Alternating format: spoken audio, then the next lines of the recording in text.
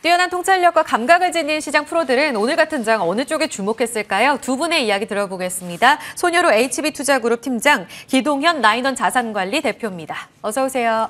안녕하십니까. 안녕하세요. 자, 먼저 첫 번째 섹터부터 확인하겠습니다. 프로의 시선이 머문 곳, 그 첫 번째 주제는요. 확인해보면 방산주입니다. 수출 모멘텀을 안고 주도주로 재변신 중에 있습니다. 진격의 방산주, 계속해서 전략이 유효할까? 방산주의 탄력이 심상치가 않습니다. 현대로템 쪽으로 거래 대금 상당히 많이 실리고요. 연속성도 10거래일째 지속이 되고 있어요. 일단 이쪽 섹터 보고 계시는 이유는? 네, 우선 좀 국내 시장이 다소 아쉽고 좀 아쉬운 이유는 이제 앵커님께서 일목요연하게 말씀해주고 계시는데 그 안에서도 수익이 날 수 있는 섹터가 어디일까 이 부분 좀 중요하다라고 판단되고 있고요. 현재 윤석열 대통령께서 이제 방미를 해가지고 한미 정상회담을 진행을 하고 있는데 그러한 과정 속에서도 꾸준하게 좀 지정학적 리스크가 나오고 있고 방위산업 관련 종목들이 예전에는 어떤 지정학적 리스크로 인해서 단기적인 반등만 나왔다고 하면은 단기적인 관점으로 접근을 하겠지만 러우 사태로 인해서 뭐 각국에서 지출하고 있는 국방비나 방위비 이런 것들이 좀 지속적으로 증가를 하고 있고 우리나라 같은 경우는 압도적인 가성비를 통해서 뭐 유럽이나 각국에서 좀 꾸준한 실적을 보여주고 있고 이러한 실적 기대감에 개인 투자자들이 집중하고 있는 것이 아니라 외인과 기관 집중을 하고 있기 때문에 덤벼봐야 된다 그렇게 판단을 해가지고 준비를 하게 됐습니다. 네. 이제 전 세계적으로 국방비, 군사비 계속 늘어나면서 러시아 우크라이나 전쟁 발발 이후에 작년에 보니까 군사비 증액 규모가 사상 최대 규모라고 하더라고요. 사실 미국, 소련 그 냉전 시대보다 더 많은 규모라고 하는데 이것이 주는 의미가 굉장히 큰 것 같아요. 그 안에서 우리 K방산의 경쟁력은 어느 정도로 보세요? 조금 전 가성비 이야기 하셨는데, 그렇죠? 네. 우선 이제 대한민국 남자라고 하면 누구나 다 군대를 다녀오기 때문에 저 역시도 K9 자주포 부대에서 근무를 했었는데 일단 뭐 어떤 국방비 지출이나 비율 같은 부분은 앵커님께서 잘 설명해 주셨고 가성비 부분에서는 제가 뭐 우리나라 사람이라서 말씀을 드리는 게 아니고 제가 K9 같은 경우 직접 봤기 때문에 좀 말씀을 드리고 냉정하게 평가해 주시는 거예요. 뉴스로도 좀 나왔었는데 우리가 보통 전차를 비교할 때도 있고 자주포를 비교할 때도 있는데 보통 자주포는 이제 K9 자주포하고 독일의 펜저 하우비츠 2000을 발표하는데 어떤 사거리는 이제 펜저 하우비츠 같은 경우는 50km를 자랑하고 있고 K9은 이제 40km 정도를 기록을 하고 있는데 어떤 분당 발사소 이런 것들도 비슷하고요. 일단 사격 재현이나 이런 것들은 비슷합니다. 하지만 어떤 고장률 같은 부분에서는 K9이 좀 유명하다. 좀 효율적이다 이렇게 좀 판단되고 있고요. 가격 같은 경우는 K9 자주포 한 대가 70억 원 정도를 하고 있는데 펜차우비츠 같은 경우는 220억 원으로서 거의 3분의 1 가격을 보여주고 있고요. 어떤 납기, 사실 전쟁을 하려면 납기가 중요합니다. 이제 보급이나 후송이 빨리빨리 와야 되는데 K9 같은 경우가 펜자 하우비츠보다 2분의 1가량 납기를 보여주고 있기 때문에 어떤 좀 뉴스마다 조금 다르기 때문에 어떤 뭐 정확하다라고 말씀드리기 어렵겠지만 저는 5배에서 6배가량 좀 가성비를 갖고 있다라고 판단되고 있고요.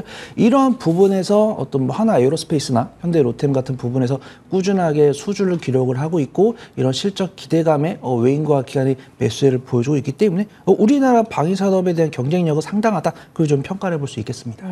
육군이셨던 거죠? 네. 육군이었습니다. 자주포 이야기를 해주셔서 그럼 이번에는 기 대표님께 여쭤볼게요. 사실 우리 쪽으로 K방산의 경쟁력 이야기는 리포트를 통해서 연초부터 쭉 나왔었잖아요. 네. 유럽 쪽에 진출 교두보도 마련했다라면서 K2 전차 수주 이야기도 작년부터 있었고요. 네. 이거 다 있었던 이야기인데 지난주부터 이렇게 시세가 폭발적으로 나는 건 네. 확실히 이 지정학적 리스크랑 방미 꼽을 수 있잖아요. 네. 방미 쪽의 이야기를 들어봤을 때 이번에 연 500조 원의 미국 방산 시장 뚫어내지 못하면 네. 좀 힘들다라는 이야기도 있더라고요. 방미 세일즈 외교에서 큰 성과 기대하고 계세요? 어느 정도 일각의 의견인 것 같고 전 세계 무기 수출 시장을 봤을 때 국내 방산 시장이 차지하는 비율이 전 세계 안에서 시장 점유율은 사실 2%대밖에 안 돼요. 그래요? 네, 상당히 지금 적은 수준이고 하지만 첨단 무기에 대한 어떤 기술력이라든지 우리나라 방산업 업계들의 어떤 가격 경쟁력이 조금씩 나아지고 있기 때문에 해외에서 지금 본격적으로 많이 찾고 있는 상황에 직면했다라고 보시면 좋을 것 같아요. 또 이제 작년 5월에 한미 정상회담에서 나왔던 것들이 이제 방산업계 FTA라고 하죠. RDP 체결에 대한 논의를 본격적으로 시작하겠다라고 했기 때문에 여기에 대한 기대감이 현재 지금 미국에 가 있는 이제 윤석열 대통령한테 좀 쏟아지고 있는 것 같고요. 사실 이번 IRA에서 봤듯이 미국의 태도를 보면 방산 쪽에서 얼마나 그렇게 큰 어떤 긍정적인 흐름들을 만들어낼 수 있을까에 대해서는 저는 좀 보수적으로 생각을 하는 입장입니다. 또 여기에다가 유럽은 그 탈냉전 이후부터 조금씩 이 군사 비용을 줄여왔었기 때문에 이런 것들이 다시 좀 본격적으로 재개가 돼버리면 국내 방산업계는 또 다시 한번 타격이 되는 거거든요. 하지만 우리 업계는 우리 방산업계는 미국보다는 그래서 유럽 쪽에다가 치중을 해야 된다, 집중을 해야 된다라고 생각을 하고 있어요.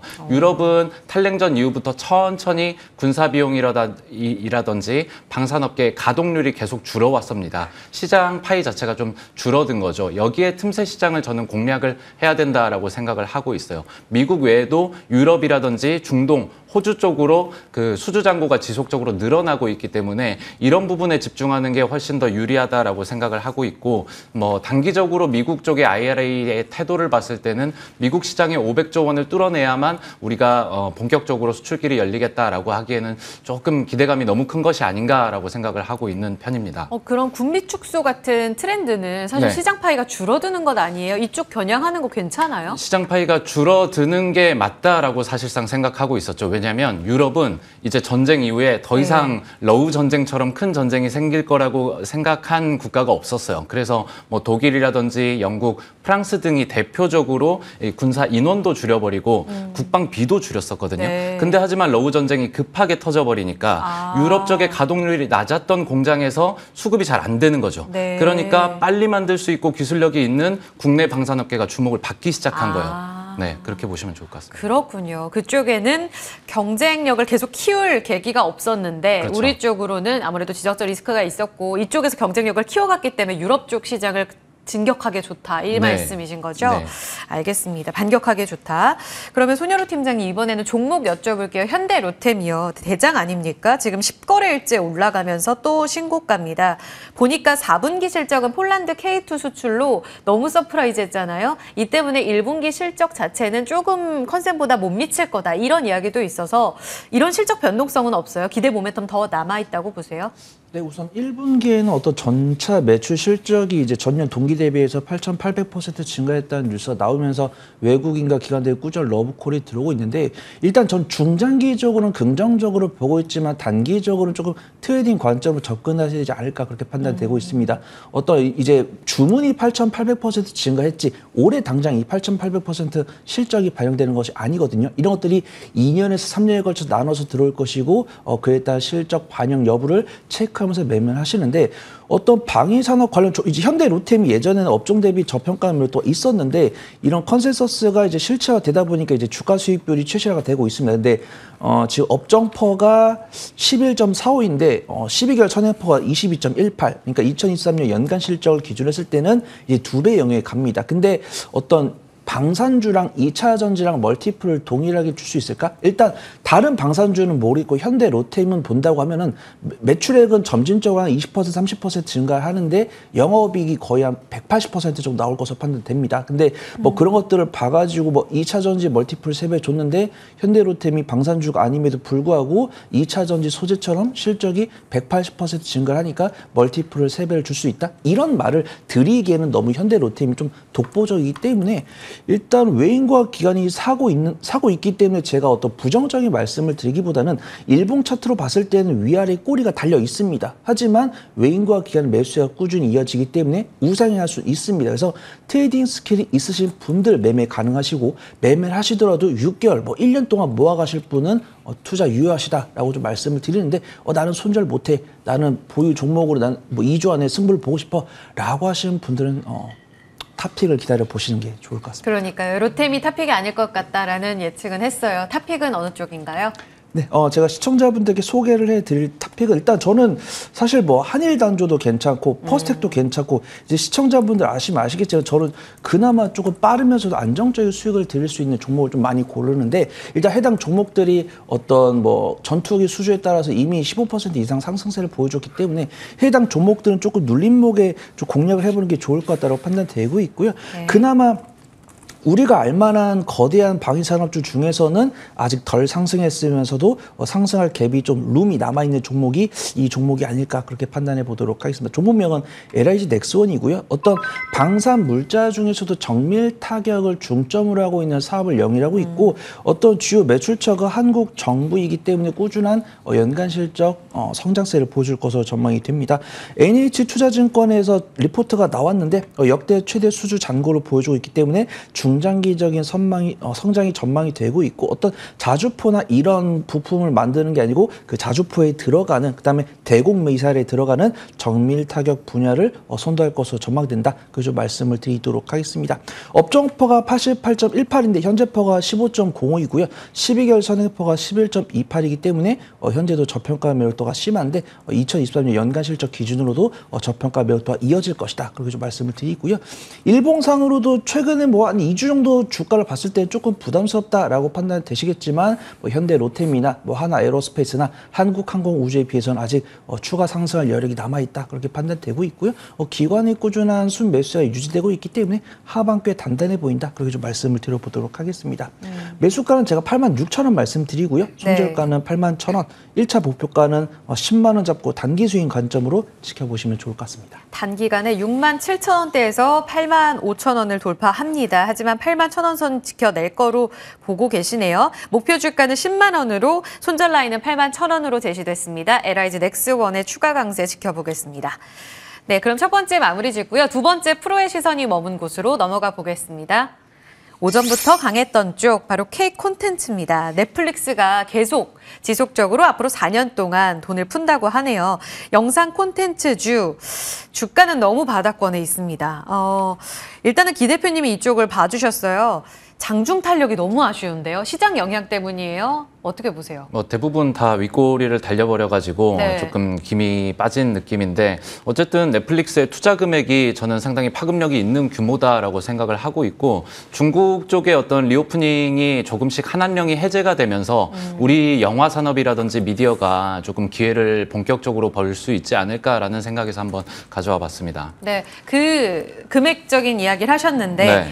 4년간 3조 3천억 원 정도인데 네. 작년 뉴스 보니까 앞서서도 이야기를 했는데 네. 한 5천억 원에서 8천억 원까지 인터뷰한 곳이 있더라고요. 작년 한 해. 아, 작년 한 해요? 네, 네. 그러면은 결국 4년 나눠보면은 작년 네. 수준 아니야? 이렇게 생각도 들잖아요. 네. 그러니까 지속적인 거에 좀 의미를 둬야 되는 거예요. 뭐 그러면 좋을 것 같고요. 우선 넷플릭스가 국내에 들어온 연도가 2016년으로 알고 있어요. 2016년부터 지난해까지만 투자한 금액을 다 합친 것의 2배 수준이거든요. 어쨌든 3조라는 규모가. 절대 금액이. 그만큼 이제 뭐 컨텐츠 제작사 외에도 그 하단에 어떤 밸류 체인들이 있지 않습니까? 뭐 네네. 후반 작업이라든지 포스트 프로덕션이라든지 이런 전반적인 산업까지 좀 수혜를 받을 수 있는 금액이다라고 생각을 하고 있어요. 전체 이제 세계 시장의 어떤 미디어 시장 규모를 보자면 극장이 49조고요. OTT가 94조입니다. 여기에서 DVD 시장은 10조예요. 전 세계로 봤을 때 OTT 시장은 이미 극장을 뛰어넘어서 61.2%의 점유율을 보여주고 있습니다.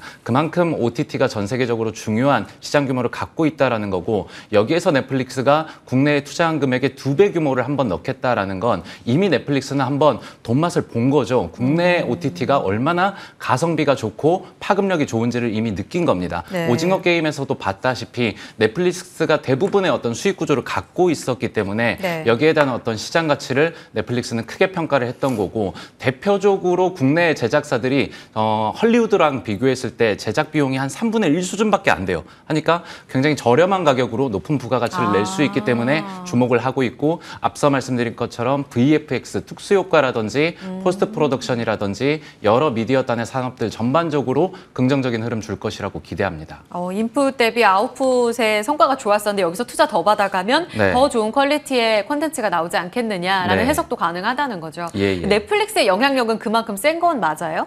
넷플릭스의 영향이 이번에 가입자 순증도 좀 아쉬웠다라고도 그런가요? 하고. 하지만 뭐 어쨌든 점유율은 국내 시장이 제일 높아요. 1,000만 명이 넘는 걸로 알고 있거든요. 넷플릭스도 이미 OTT 시장이 국내에서는 어느 정도 좀 포화 상태라는 네, 두려움이 네. 있어요. 그 막연함을 어떤 돌파구로 찾냐면 이 요금제를 좀 다변화했죠. 네. 절반 수준으로 낮추었기 때문에 이걸로 좀 어떻게 좀 가만 고개를 좀 끌어들일 수 있는 돌파구를 좀 마련을 하고 있다라고 생각하고 있습니다. 알겠습니다. 손 팀장님은 이번에 어떻게 보셨어요? 사실 오징어 게임 이야기도 해주셨고 저도 게임 콘텐츠 참 좋아하고 열심히 보지만 제작사의 주가를 보면 아직 너무 바닥권 아닙니까? 대작들 나올 때마다 기대감은 컸는데 더 글로리도 그렇고 스튜디오 드래곤은 계속 주가 바닥권입니다. 이유는 일단 뭐라고 보세요?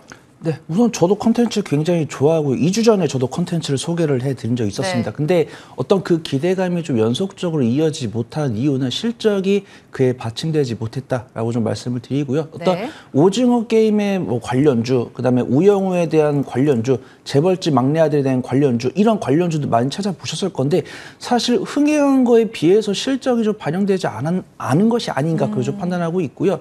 이제 뭐 필두적으로 이제 가장 공통적인 수혜주라고 본다고 하면은 스튜디오 드래곤이 있는데 우리가 알만한 대작들이 3-4개가 됨에도 불구하고 스튜디오 드래곤 연간 실적으로는 실적이 흔들리지 않지만 분기 실적 기준으로 실적이 흔들리는 모습 보여주고 있고요.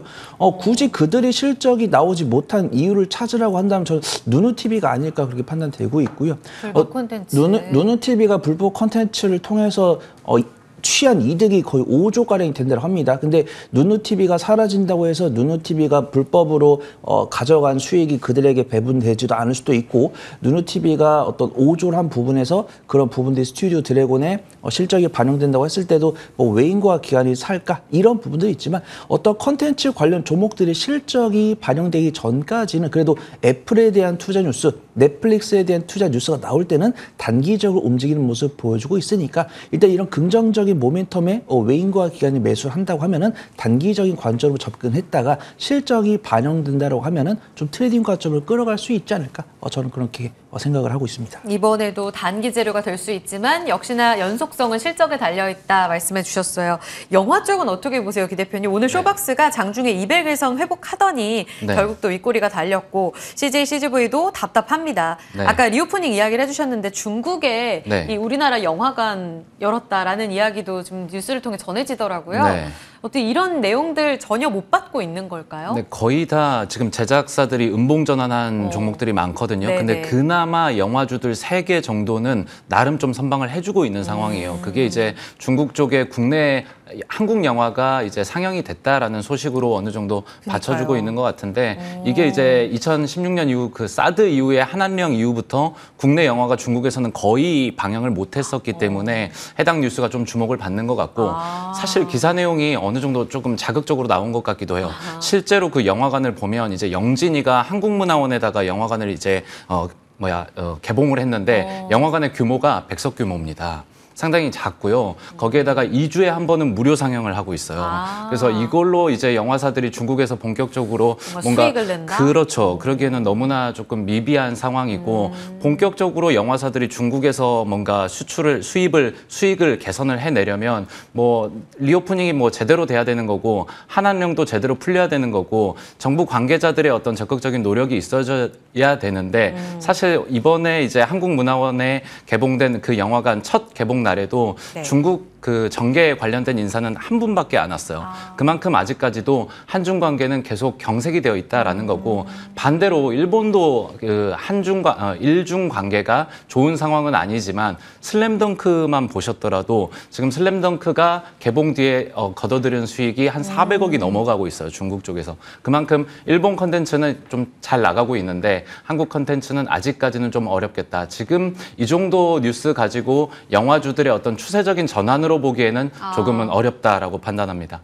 그래도 되게 유의미한 것 같기는 해요. 흐름을 예. 좀 지켜보겠습니다. 예. 그러면 그 안에 전략을 세울 때 영화주들도 조금 확인할 게 있고 콘텐츠주들도 일단 넷플릭스발 호재는 있지만 윗골이 달려서 손이 안 나간다라고 생각하시는 분들도 많고 네.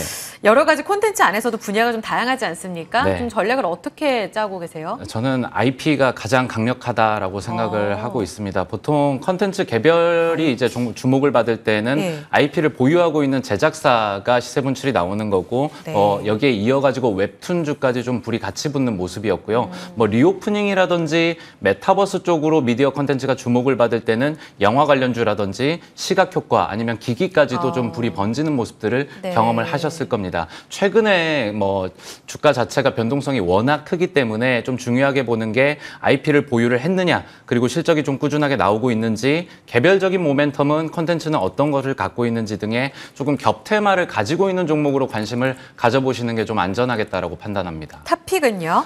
위즈윅 스튜디오고요. 네, 2019년부터 최근까지 한 5년간 최근에 그 타법인, 기타 법인에 투자한 금액이 약 1,300억 원이 넘습니다. 제가 이 이야기를 왜 해드리냐면 네. 최근에 투자한 종목들이 이제 레몽레인, MP 등이에요. 근데 레몽레인은 재벌집 막내 아들도 있었고 MP 등도 그렇고 최근에 수익률이 상당히 좋다라고 평가를 받고 있습니다. 또 최근에 주목받는 기업이 셀바스 AI입니다. 위즈윅 스튜디오가 셀바스 AI의 유증에도 참여를 했고요. 전환사채, CB투자까지도 같이 참여를 한 상황입니다. 셀바스 AI가 가지고 있는 음성인식 기술이라든지 합성 기술 등이 메타버스 쪽에서 위즈윅 스튜디오와 충분히 시너지를 낼 수 있는 기대감이 있기 때문에 해당 종목을 좀 주목해 보셨으면 좋겠고, 위즈윅 스튜디오가 기타 법인에 지속적으로 지분을 넓혀가고 있는 이유가 메타버스 전체적인 어떤 생태계를 구축을 하기 위한 모습이라고 보시면 좋을 것 같습니다. 그래서 밸류체인을 만들고 있는 과정이기 때문에 지금 자리에서 충분히 들어가도 좋을 것 같다라고 생각을 하고 있고, 네. 이런 투자 금액 때문에 손실이 조금 늘었습니다. 다만 매출이 연결 기준으로 50% 이상 성장했다는 것에 조금 주목해 보셨으면 좋겠습니다.